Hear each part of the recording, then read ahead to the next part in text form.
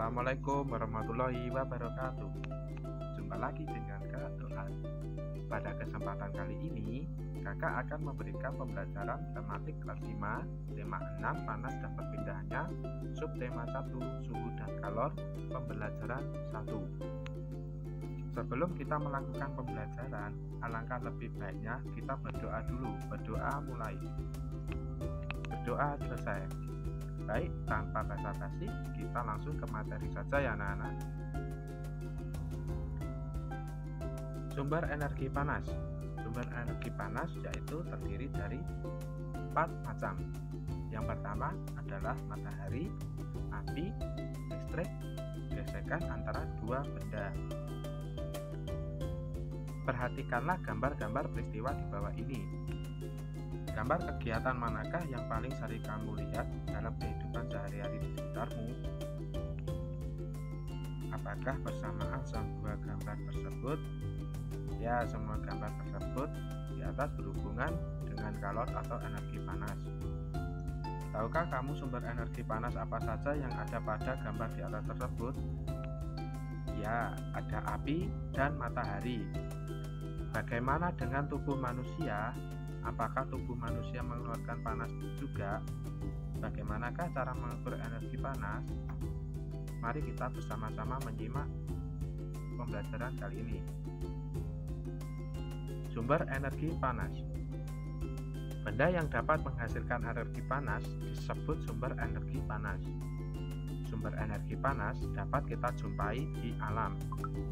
Salah satunya adalah matahari. Matahari merupakan sumber energi panas terbesar. Semua makhluk hidup memerlukan energi panas matahari. Energi panas matahari membantu proses pembuatan makanan pada tumbuhan yang disebut sebagai proses fotosintesis. Makanan yang dihasilkan dari fotosintesis menjadi sumber energi bagi makhluk hidup lainnya, termasuk manusia. Energi panas matahari dapat menerangi bumi menjadi hangat. Dalam berbagai kegiatan manusia, misalnya panas matahari digunakan untuk mengeringkan padi setelah dipanen, mengeringkan garam, mengeringkan ikan asin, bahkan untuk mengeringkan pakaian yang basah. Coba anak-anak kamu gosokkan kedua tanganmu selama 1 menit. Apa yang kamu rasakan? Sekarang ambillah sebuah mistar plastik. Kemudian gosok-gosokkanlah pada kain yang kering selama 2 menit. Lalu sentuhlah permukaan mistar plastik itu. Apa yang kamu rasakan? Setelah kamu melakukan 2 kegiatan tersebut, apakah kamu merasakan panas?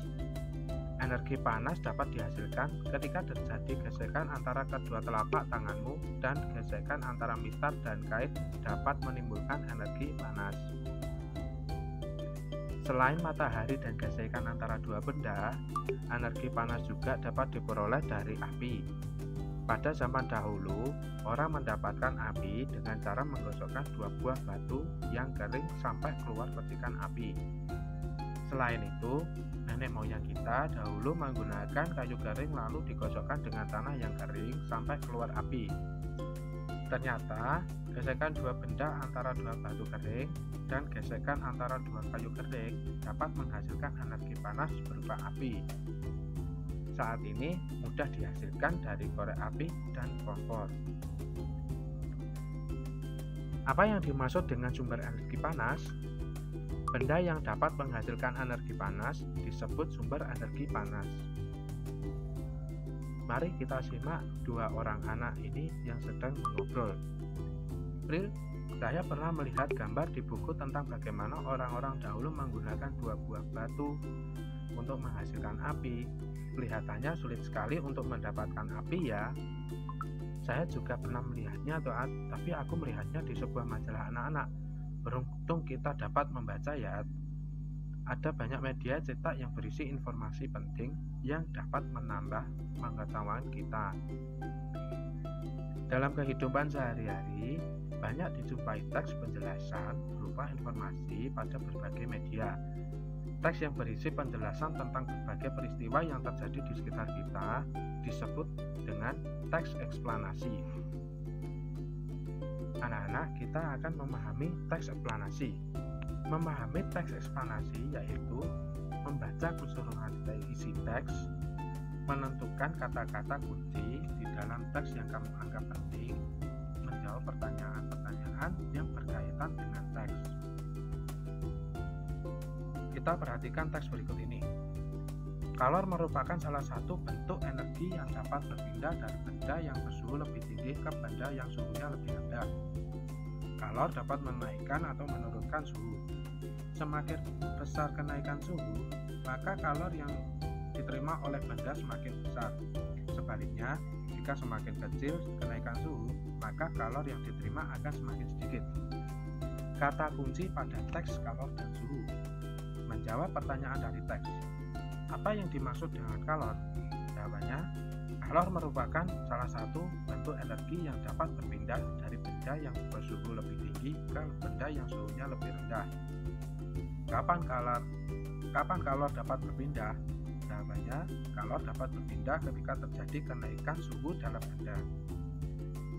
Terima kasih untuk kesempatan kali ini. Semoga sehat selalu. Wassalamualaikum warahmatullahi wabarakatuh.